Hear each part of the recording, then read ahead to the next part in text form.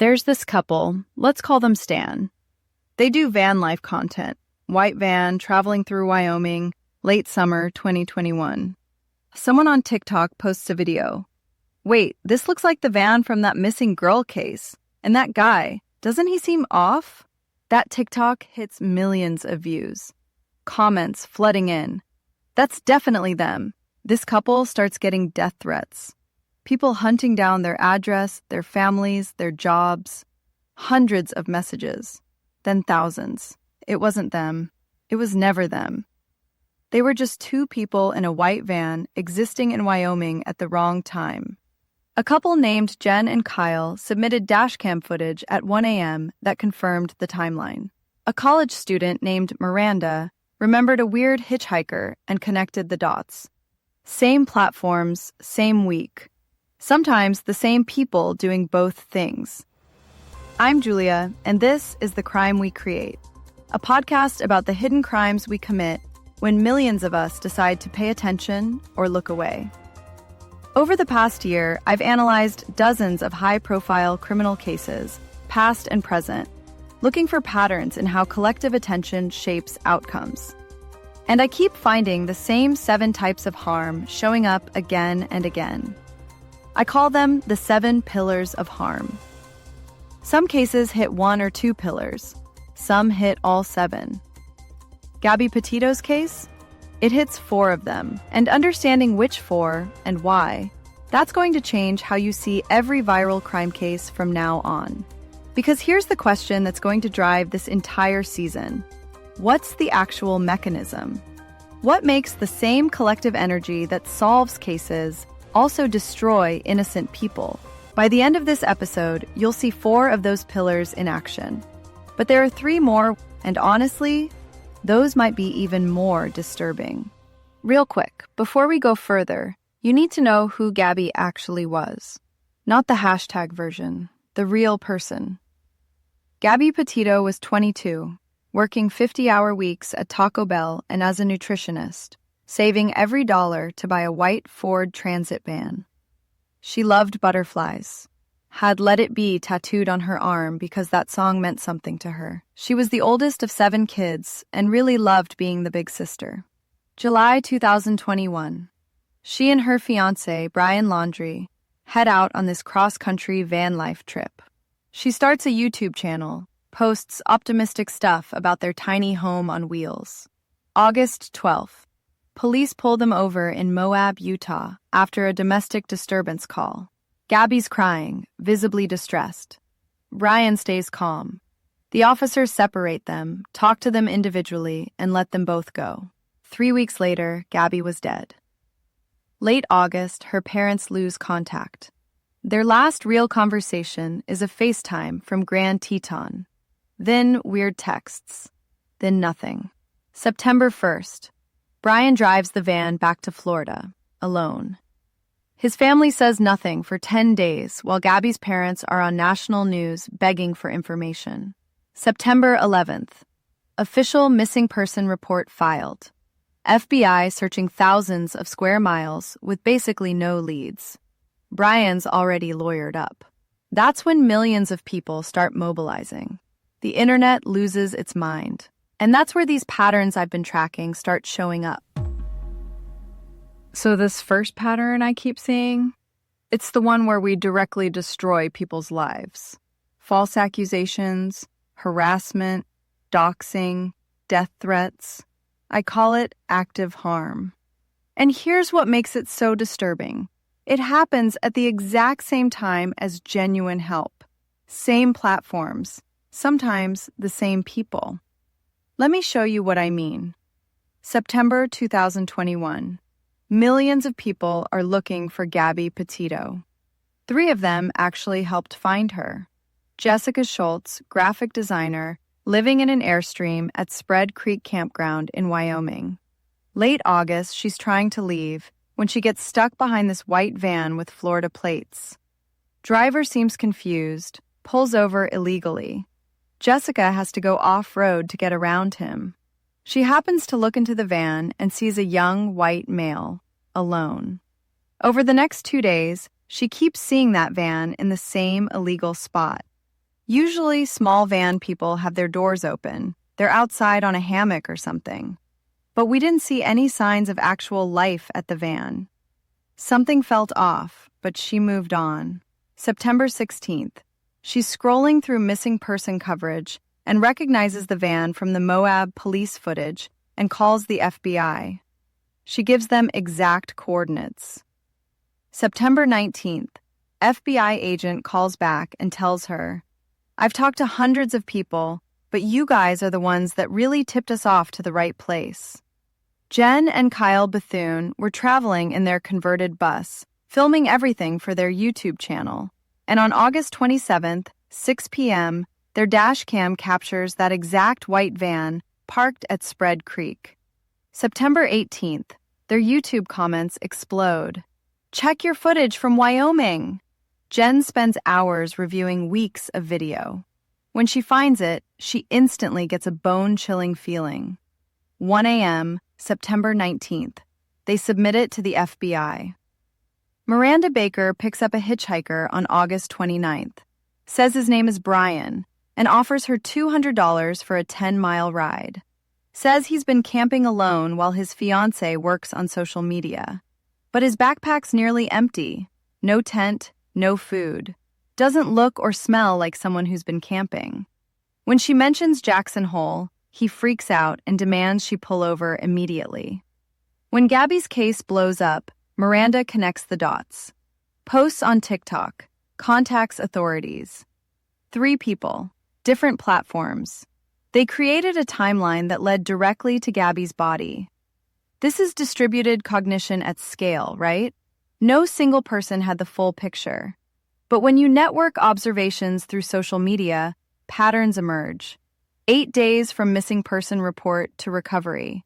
That's incredibly fast for a case like this. The internet genuinely worked. But while Jessica and Jen and Miranda were providing these crucial tips, here's what else was happening on those exact same platforms. Remember Stan, that van life couple from the opening who got destroyed in hours? That's happening the same week Jessica's calling in her tip. And it's not just them. Joseph Petito's ex-wife, Gabby's former stepmother, gets targeted next. Internet sleuths decide she must know something. Someone posts her name, photos, social media. She wasn't even in Gabby's life anymore, but that doesn't matter. Immediate harassment, death threats pouring in.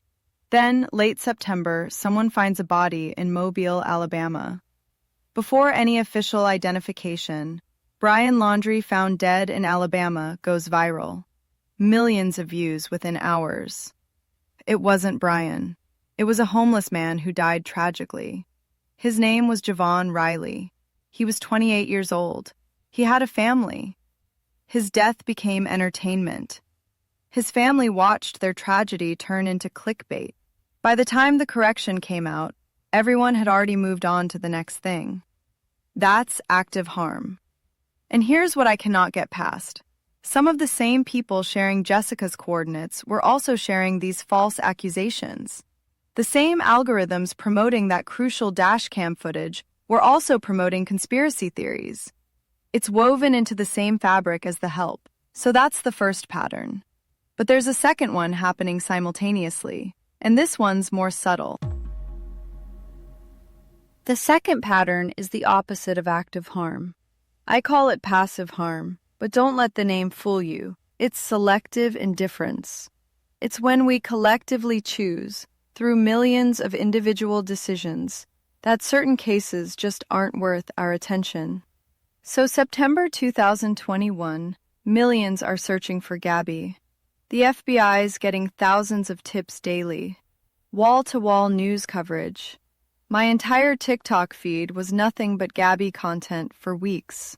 And at the exact same time, Daniel Robinson is missing. Daniel's a 24-year-old geologist who disappeared June 23rd in the Arizona desert, 3 months before Gabby was even reported missing. His father, David, does everything the Petito family does. He organizes massive searches, hires private investigators, sets up social media accounts, contacts every outlet he can find. The response? Almost nothing.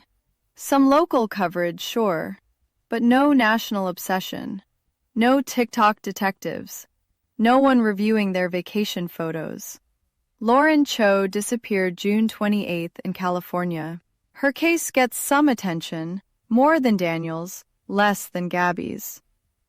Jelani Day, 25, a graduate student, disappeared in Illinois in late August, literally the same time as Gabby.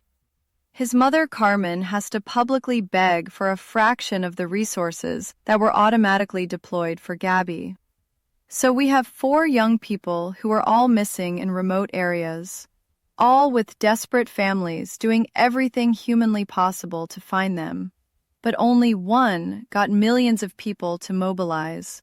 The other 3 got relative silence. And we need to actually look at why that is. There's this term journalist Gwen Ifill coined back in 2004, missing white woman syndrome. She was watching media obsess over certain cases while completely ignoring others, and she just called it out. What she meant was this pattern where young, white, conventionally attractive women who go missing get massive national media attention, while missing people of color, especially Black and Indigenous people, get little to none. Then in 2016, law professor Zach Summers actually quantified it. He compared FBI missing person statistics to online news coverage and found that Black people make up over 35% of missing persons cases, but only get about 23% of media coverage. But those numbers don't even capture the full picture, because it's not just about whether you get covered at all. It's about the intensity of that coverage.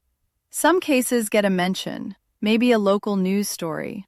Others get 24/7 cable news, millions of TikToks, international attention, the full weight of our collective obsession. And that difference? It's not random. It's patterned.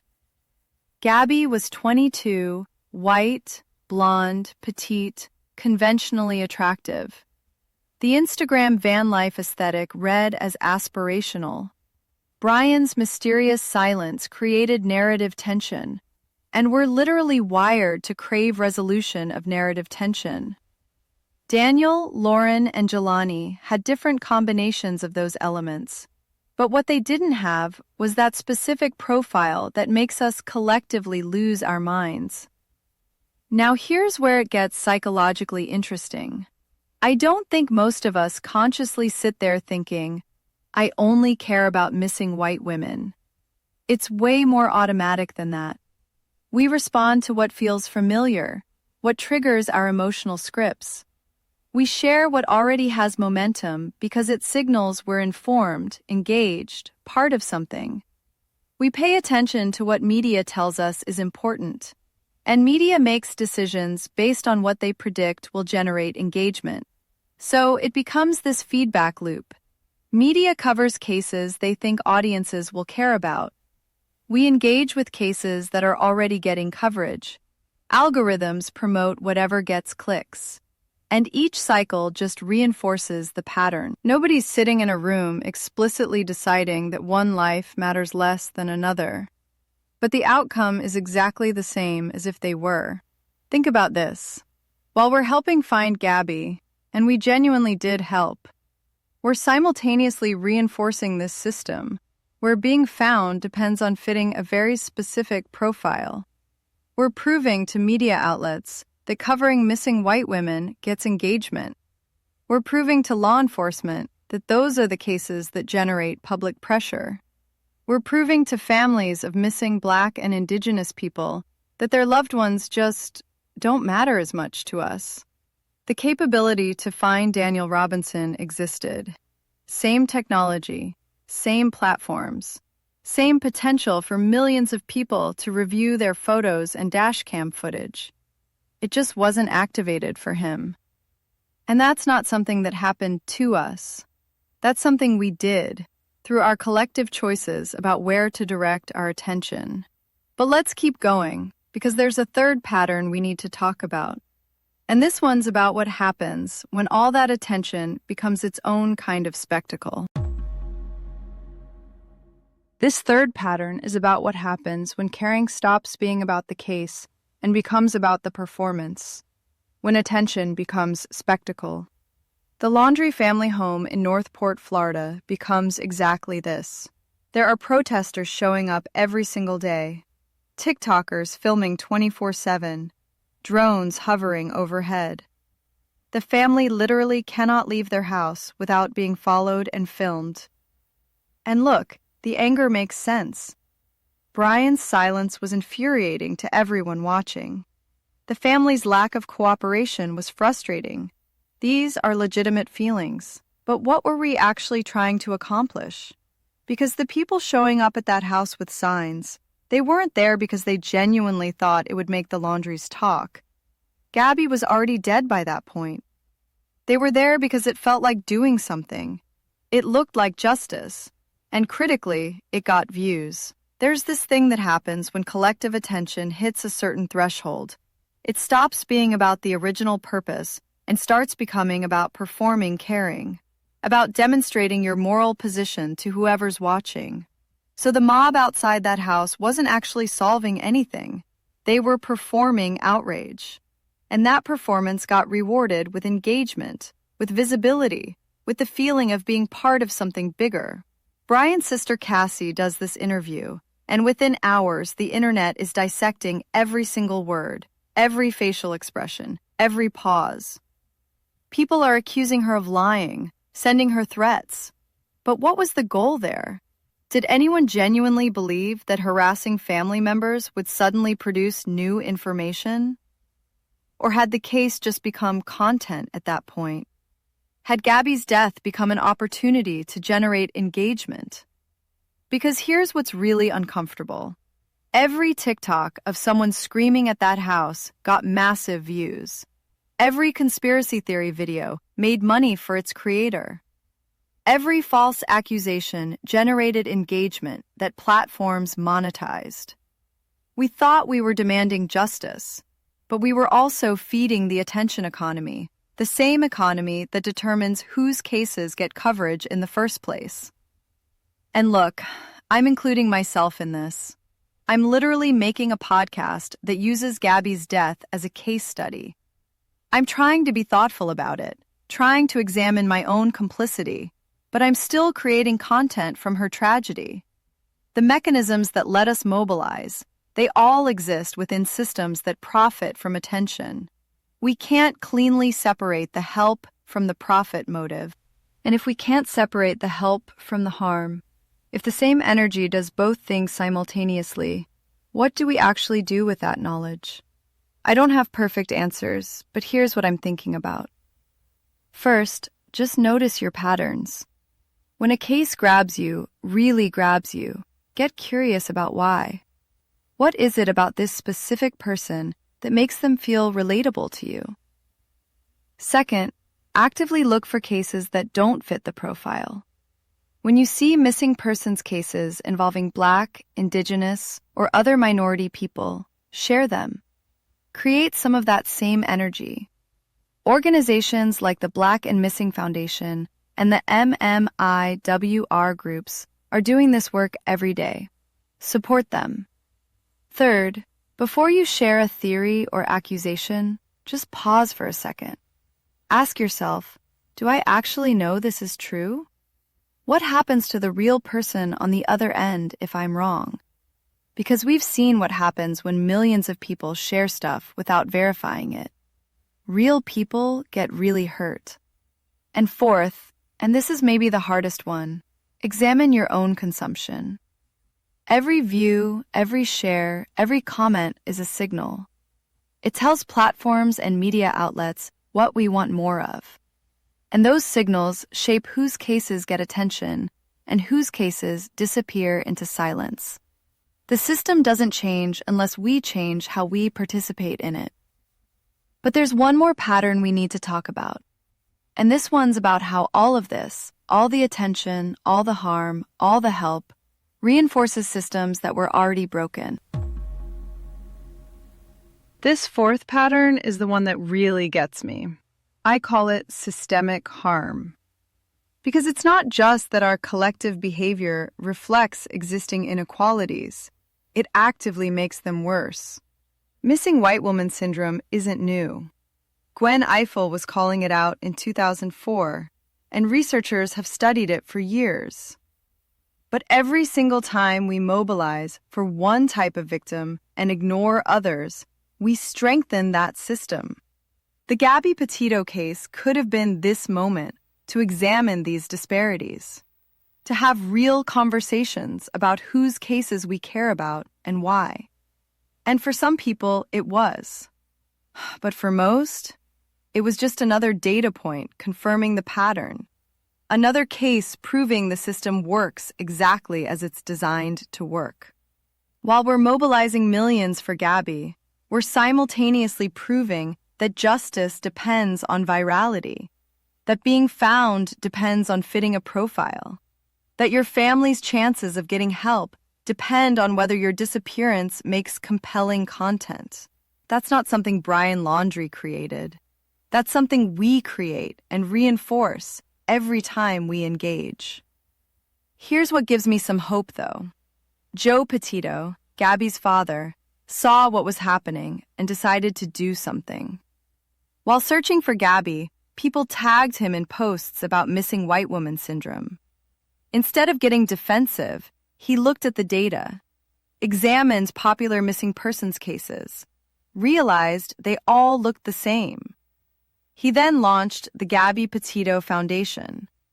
Didn't just make it about honoring his daughter, made it specifically about addressing the disparity her case exposed.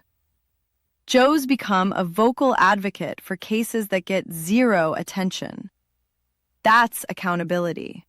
Using the platform tragedy created to challenge the system.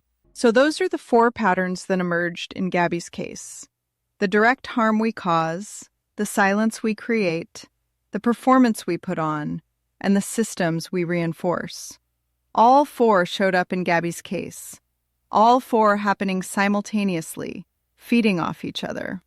But remember, there are 3 more patterns we haven't talked about yet. The 5th one is about narrative, how we collectively construct stories that may have nothing to do with reality, and how those false narratives create real damage. The 6th is about institutional failures, the ways systems that are supposed to protect people actively fail them. The 7th? That one's about commercial exploitation, the true crime industrial complex.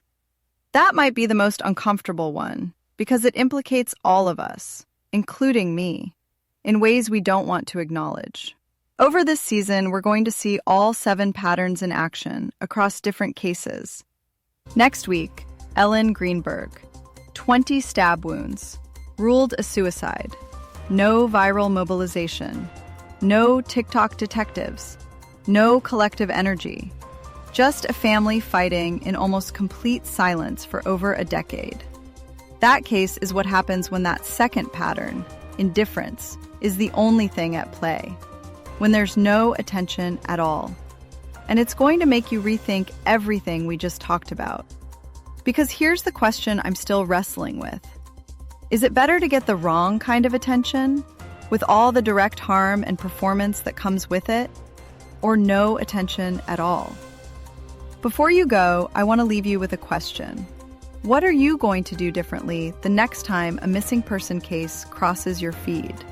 Because there will be a next time. There always is. And now you know what to look for. Which pattern is being activated? What crime we're collectively creating? I'm Julia. This is The Crime We Create. Thanks for thinking alongside me.